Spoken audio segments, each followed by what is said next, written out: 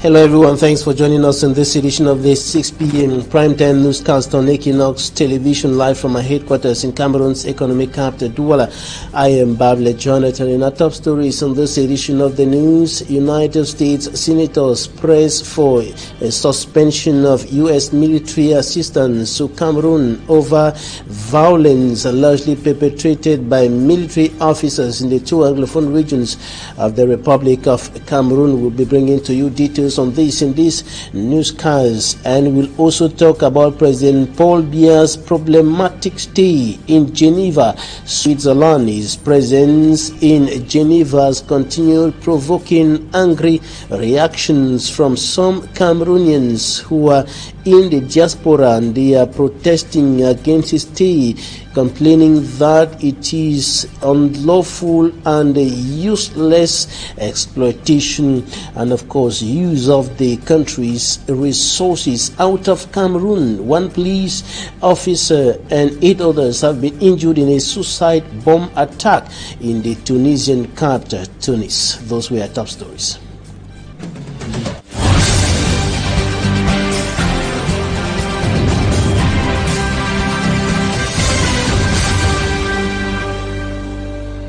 Thanks, ladies and gentlemen, for joining us on this edition of the news. U.S. senators have requested the suspension of United States military assistance to Cameroon over alleged violence perpetrated by Cameroonian military officers in the crisis-hit northwest and southwest regions of the Republic of Cameroon, and the request was made to the fiscal year 2020 National Defense Authorization. And of course, we have in details in this report compiled by for me, Armstrong Sander.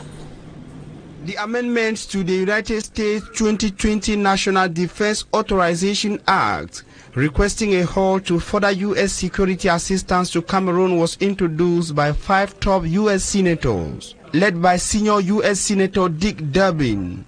With the exception of the fight against Boko Haram, the senators say U.S. military assistance in Cameroon must be halted until the U.S. Secretaries of State and Defense certify that military and security forces in Cameroon have demonstrated progress in abiding by international human rights standards, especially in the war in the northwest and southwest regions. Senator Durbin says America's strength is in its values, and the U.S. cannot remain complicit in actions that are used to commit gross violations of internationally recognized rights.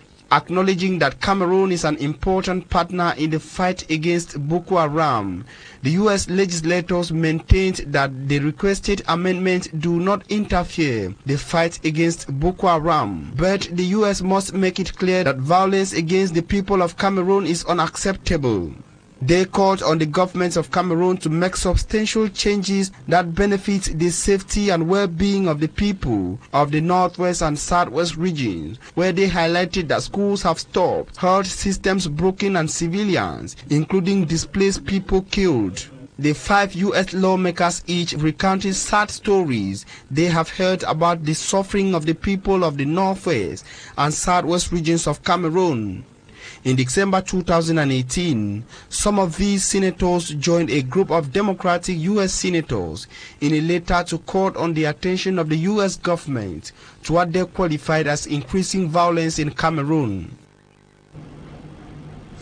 And the deepening Anglophone crisis, coupled with the unstable socio-political climate in the Republic of Cameroon, are among the points notably highlighted by some Cameroonians who are angry over President Paul Biya's stay at the Intercontinental Hotel in Geneva, Switzerland, and when protesting against the stay of President Paul Biya, and they got into a violent clash with some of his close collaborators, including members of his security team. And of course, this has been going on for some time now. We recall in 2018, the same group known as Brigade Anti anti-Sardina or anti-Sardina brigade have been protesting or were protesting in the same hotel against President Paul Biya's stay in Switzerland. They are calling on him to go back home and solve the problems plaguing his country, notably the security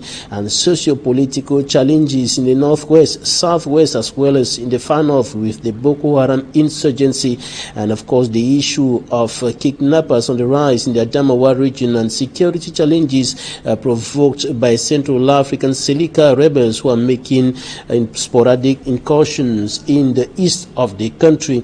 And of course the Cameroonians in the diaspora went protesting, and they have announced a massive protest on the Saturday, protest condemned by Cameroon's ambassador to Switzerland, who qualified the move against the President of the Republic, Paul Biya, as barbaric. And of course the protest has equally been condemned by other political leaders. We're going to be analyzing these and other issues in the second part of today's edition of the 6 p.m. news.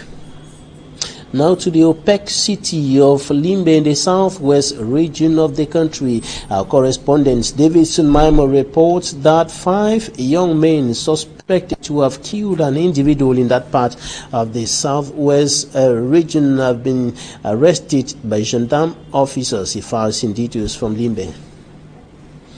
This footage, released by the Gendarmerie Brigade Commander of Limbe 2 Subdivision, shows the village community of Ngeme burying on site the already decomposed remains of Bikele J. Baye Desiré, 3 days after he was dragged and killed in a nearby bush by a group of 5 young men in their early 20s. Found a corpse in our new layout here in Ngeme village.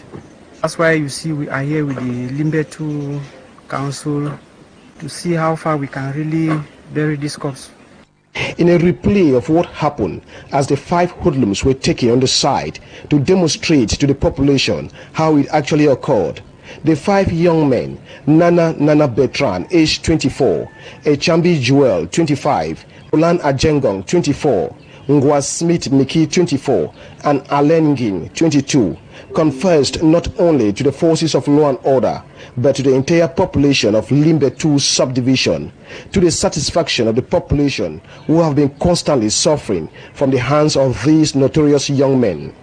According to Adjutant Chef Asomo Nancis Ludovic, Brigade Commander of Limbe 2 subdivision, these young men are all from Limbe 2 subdivision. All of them, they are young people of our area. 2 of them, they are from Batoke. 2 of them, they are from, other 3, they are from Ngeme. Those young people, today they accept that they are, all of what we see as they describe, the same and so on. One of the hoodlums said he told the others not to kill Bikele J. Baye Desiré.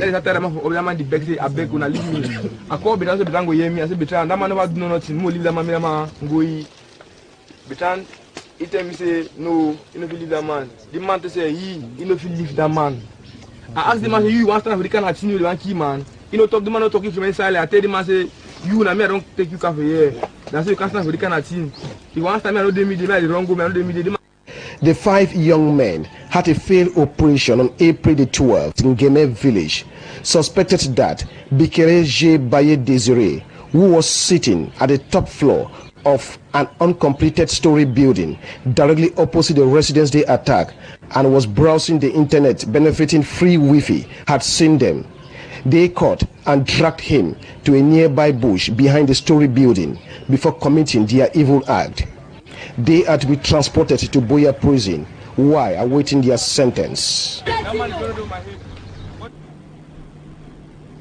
Davidson Maimo reporting there.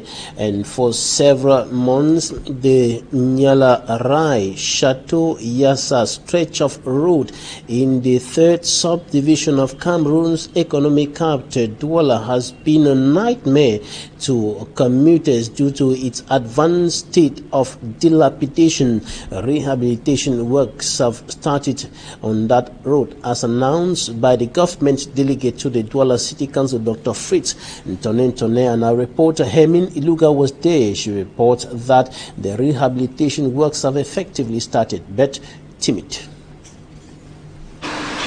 Works have eventually kicked off on the Ndokoti-Nyalayasa stretch of road. For the past months, the population has been facing tough times, and today they seem to inhale a sign of relief. The road user says he is grateful for the job which has started, while hoping that the road becomes accessible once work is done.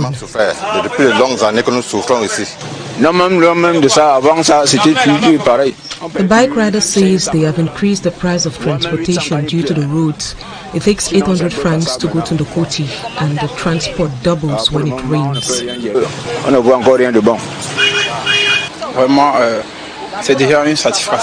This young man on his part says he appreciates the work which has commenced, though with very few difficulties recorded at the level of works.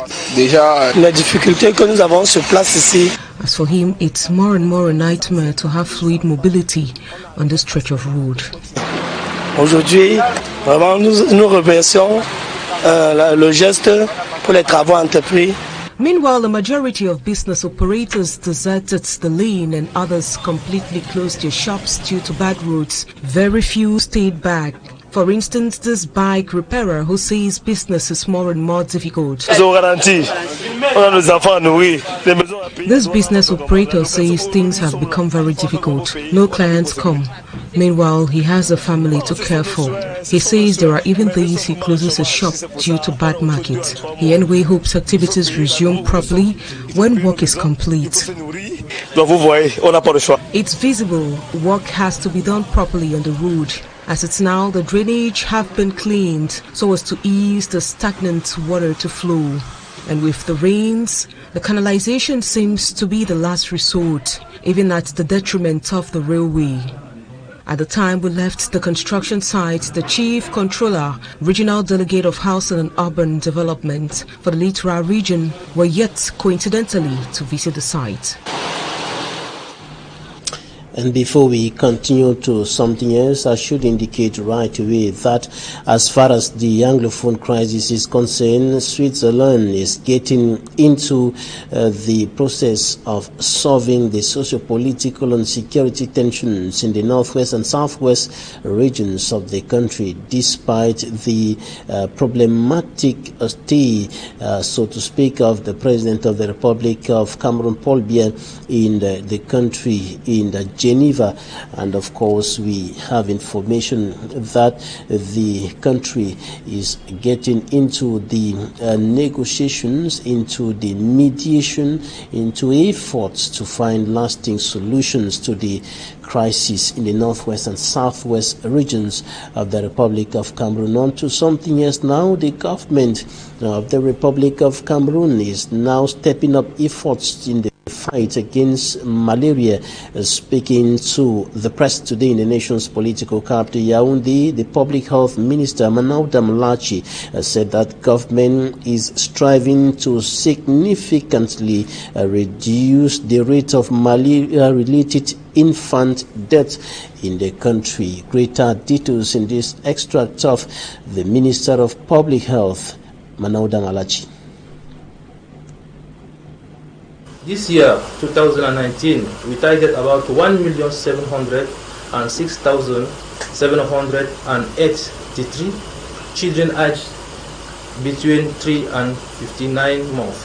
That is 1,055,355 in the Far North region and 651,428 in the North region.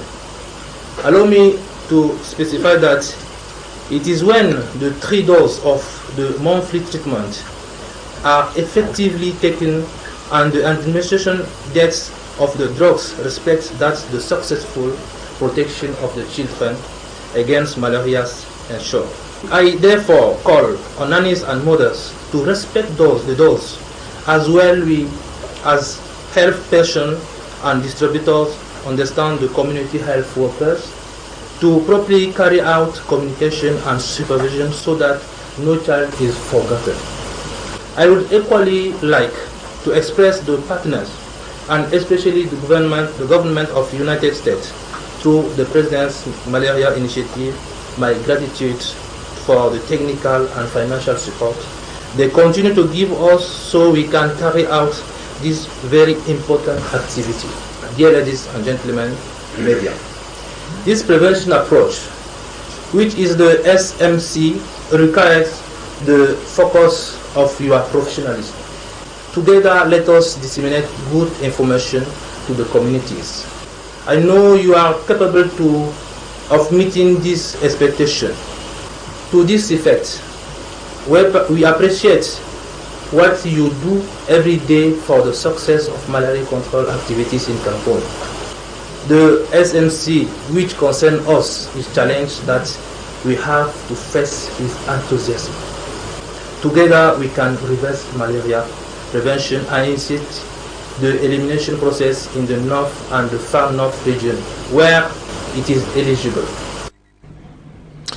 Cameroon's Public Health Minister Manauda Malachi speaking to reporters in the nation's political capital Yaoundé. Out of Cameroon, a police officer has been killed and at least 8 others injured in a suicide bomb attack near the French embassy in the Tunisian capital Tunis. The bomber targeted a police van. Courtesy Equinoxe. Heavily armed police seal off the locations of the attacks, one of which was about 200 meters away from the French embassy. The bombers struck at the peak of tourist season and months before an election. The first targeted a police patrol on Charles de Gaulle Street in central Tunis. Shortly afterwards, a second suicide bomber blew himself up near a police station in Al-Karjani district. Tunisia has been battling militant groups operating in remote areas near the border with Algeria since 2011. Security has improved since a state of emergency was imposed in 2015, following attacks at a museum in Tunis and a beach in Sousse, which Islamic State claimed responsibility for. The attackers here have not yet been identified, but authorities have called for the public to show strength and not to panic. Katie Dartford, Euronews. Coming up, the smart side of the AFCON.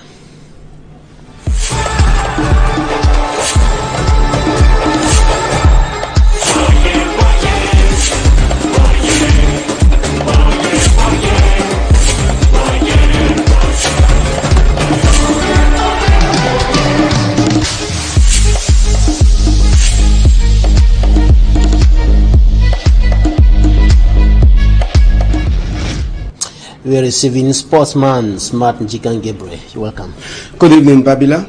And we're going to start right away to talk about the Indomitable Lions of Cameroon. Yes, the Indomitable Lions of Cameroon, as you rightly put it, they are preparing for their crunch encounter against the Black Stars of Ghana. That will be coming this weekend. And earlier on this morning, we were in the Lions Den out there at the Mercury Hotel, that is in Ismailia in Egypt, where we met the Lions. It was a very jovial atmosphere that we met this morning out there in the Lions Den. And just to note, all of the players were in their very good mood after their wonderful victory that they had against their opponent of the day, that was Guinea-Bissau. So the players were very, very happy. It was an atmosphere of camaraderie, that we met within the Lions Den as they went for their breakfast this morning. And just to note that the Lions had an individual training session earlier on, and they had a video they had to analyze. They had a video, they watched a video, and all of them they analyzed. That is their previous matches against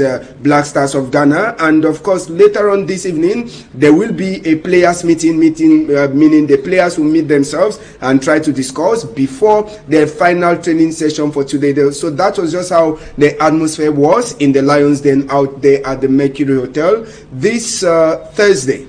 And now we got to talk about the former Indomitable Lions, Samuel Eto'o and the Lions. Yes, the former Indomitable Lions captain, and of course the top goal scorer, one of those that African has never seen, at least for now, in the decades, is Samuel Eto'o. He was in the camp of the Indomitable Lions earlier on, and of course, Seydou Bombonjo, I see him talking with Samuel Eto'o as he sits side by side with the head coach of the Indomitable Lions, Clarence Seedorf. It was an opportunity for the former Indomitable Lions captain and player to actually encourage the other teammates, that is the current players of the Indomitable Lions who are playing, and telling them that what they did in the game against Guinea-Bissau was just one, and of course encouraging them to continue against Ghana. Remember, Samuel Eto'o has also met with the Ghanaian side, so he was there to encourage the young players who are in the camp. And just to note, earlier on, a few minutes ago, the match of the day pitting Senegal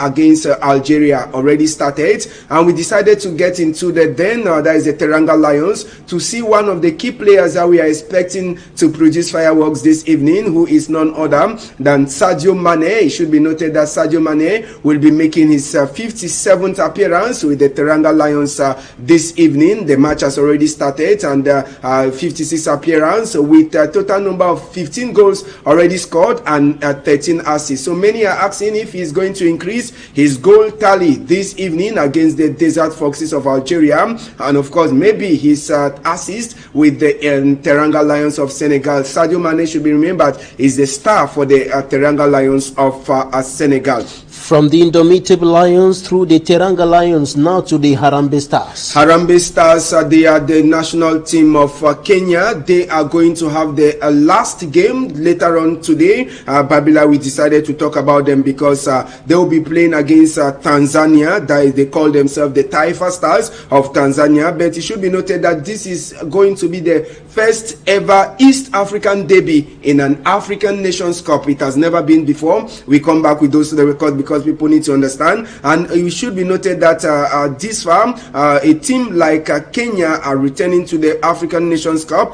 That was 15 years that they stayed in the cold, and this far they are the only team that has recorded no shot since the competition started, because they could not even shoot once when they played against Algeria in their first encounter. So Kenya will be hoping to meet with their rivals of the same East African zone. It should be noted that the last time Kenya played against Tanzania was in December 2017, and Kenya defeated Tanzania by 1-0. Talking about the Taifa Stars now, who are going to be the opponents of the Harambee Stars, that is, or maybe before we talk about the Taifa Stars, let's talk about the record of Kenya in an African Nations Cup competition. The record of Kenya in African Nations Cup competition. It should be noted that Kenya have this far played a total number of 8 games in the African Cup of Nations, and of course they have lost in their last 7 matches that are played in this competition. So we are expecting to see what they will do later on this evening against the Taifa Stars. They have conceded 16 goals, and of course, to tell you that Kenya needs more work to be done. Taifa Stars are going to be the opponents of Kenya, the Harambee Stars,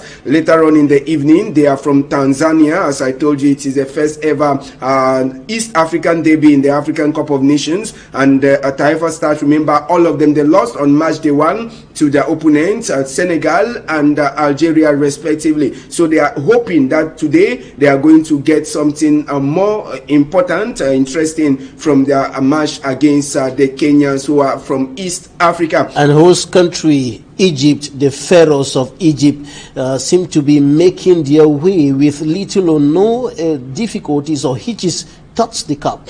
Yes, and as you rightly put it, it should be noted that Egypt and Nigeria officially, they are the first 2 nations that have qualified, picked their qualification for the next stage of the competition. Egypt defeated the Democratic Republic of Congo, who are systematically disqualified because they have lost in their 2 matches this far in the ongoing African Cup of Nations. But they still have hopes if they beat their opponents in the last game. And to note that earlier on, we had Madagascar, the country of the CAF president Ahmad Ahmad, who recorded a historic win in an African Cup of Nations. It is their first participation and the first time they defeated Burundi by 1-0. Thanks, sportsman Smart Jikan Gabriel. And that was the smart side of the 2019 AFCON. Coming up next, Talking Point.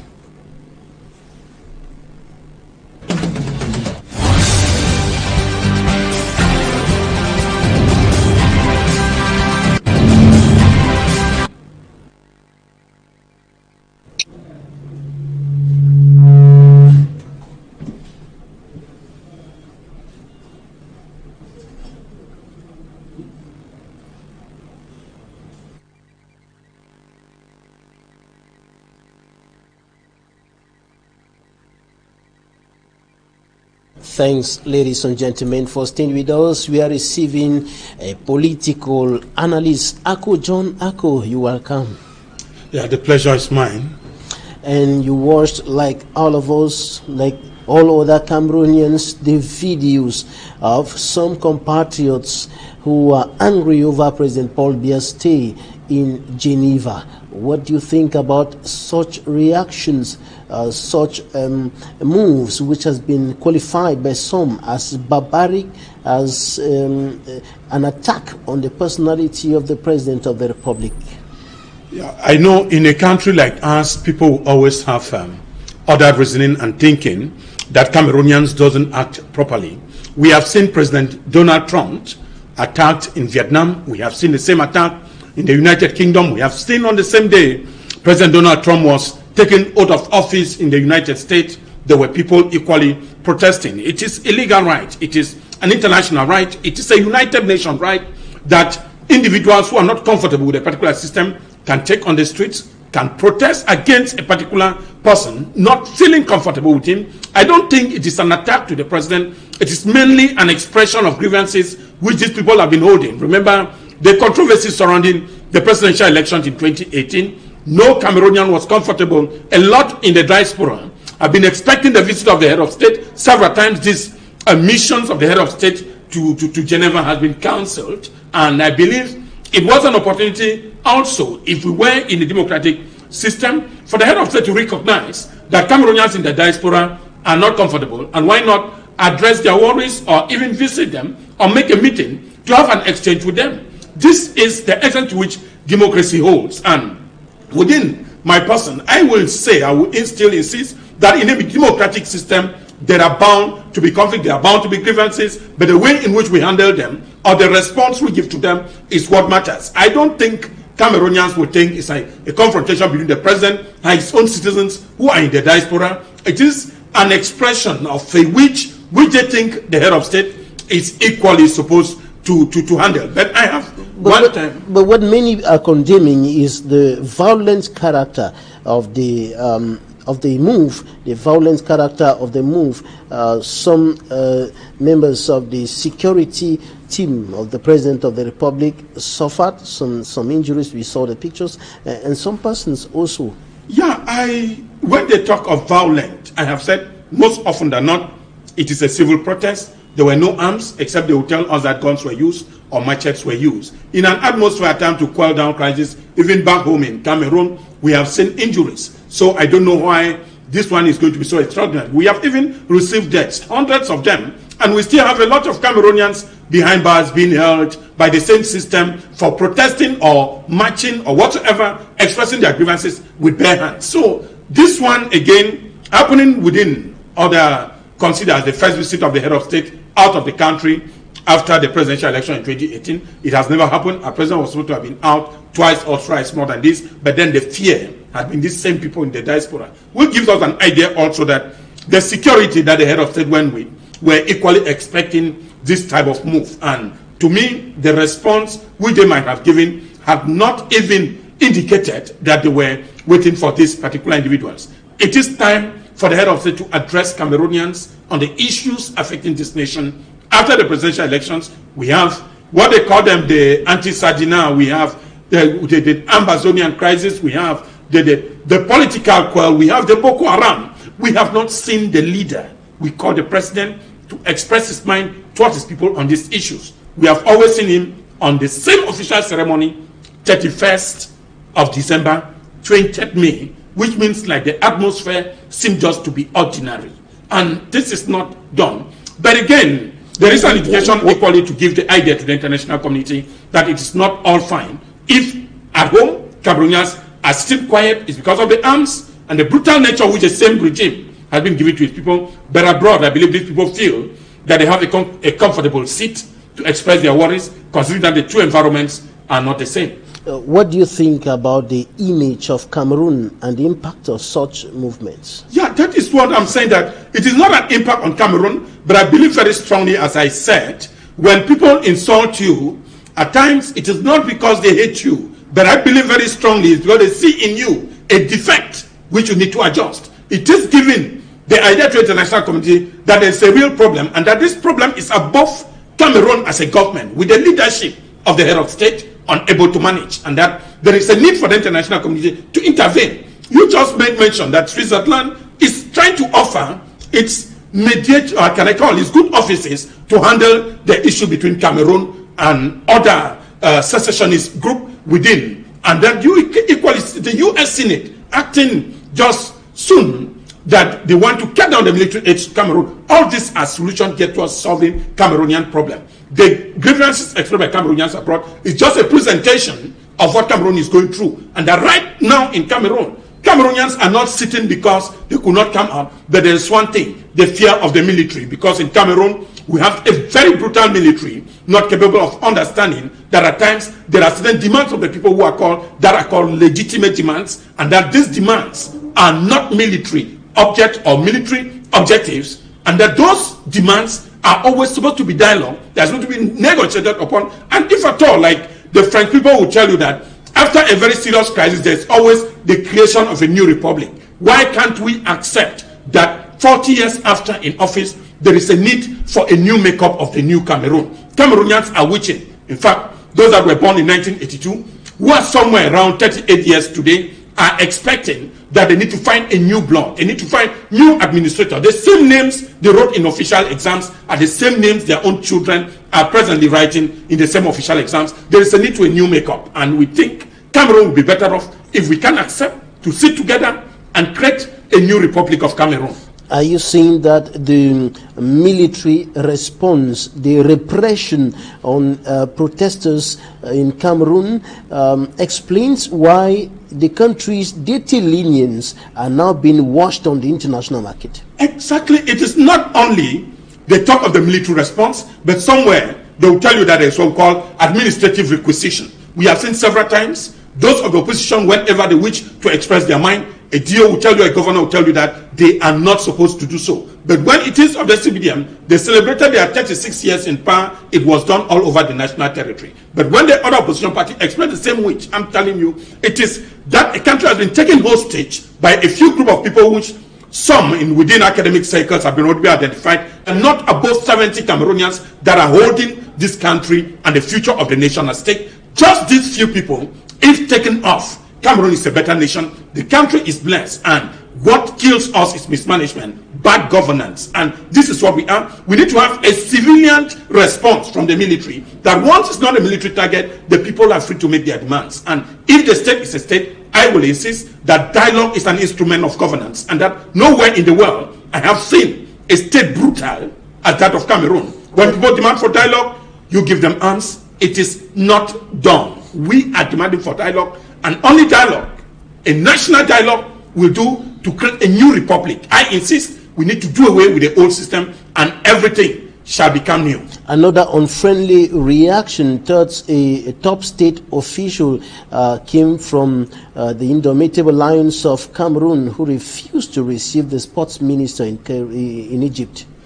Yeah, I will tell you that it is equally an expression, and it will always go that at every level, contributing to nation building at times becomes an individual interest, because if a group of people cannot respond, I mean, like we have seen in the Arab Spring, that the whole region was rejuvenated and we have new blood coming in. There is also a need in Cameroon now that those who cannot have the opportunity to express their feelings, I have seen in places like Nigeria, where a Nobel Peace Prize, in fact an award given by the state, was refused by Wole Soyinka, to tell them that until the mess in that country is maintained or arrange security issues, Boko Haram and the girls can be brought back home, he is not worth taking a medal from the head of state. So everybody has the right to give a response on how he thinks the problem in Cameroon can be resolved individually, collectively, or even you are a foreigner in the diaspora. People will always consider us associates to Cameroon, friends of Cameroon need to act. And we have said the time is now. 3 years is too long a period. More than 2,000 Cameroonians have lost their life. This was not the case in 2015. It was not the case some 5 years back. What is happening when the regime refuses to talk to its people and decided to think that putting order by force or military is the lone way? I don't know to which extent it will, but I have never seen any regime that succeeded through arms, and that they will always end up to dialogue. And dialogue should always be the permanent instrument in governance if Cameroon need to make a positive move. What can we read within the lines in the call or demands by U.S. senators for a suspension of military aid to Cameroon with regards to atrocities allegedly committed by the military in the two regions, though atrocities rejected by the government anyway? The government in Cameroon, it is not new that the government of Cameroon have been rejecting whenever, even at the presence of a surveying system or technology today. Incidents are brought towards the Cameroon government. You remember where a woman was shot dead with his kids in the northern part of the territory. It was equally refuted as lies. But now it is part of pressure. I will tell you, the United States some time ago equally took off about 100 of his servicemen from the northern part of the territory. And I will tell you that we are just receiving the consequences. That presently in the north, in less than a month, we have lost more than 100 souls, which was not the case when they say military. It is still part of what we call the international pressure, and that each of them and every Cameroonian, I said at every level, even the international actors, those who are giving aids to Cameroon, financially or militarily, has a possibility of bringing Cameroon to dialogue and to handle issues of which these Cameroonian problems also poses problem to the international community. Ako Jonako, a political analyst and a lecturer of law. Thanks for coming. The pleasure is mine. Thanks, ladies and gentlemen, for staying with us. That's it for today.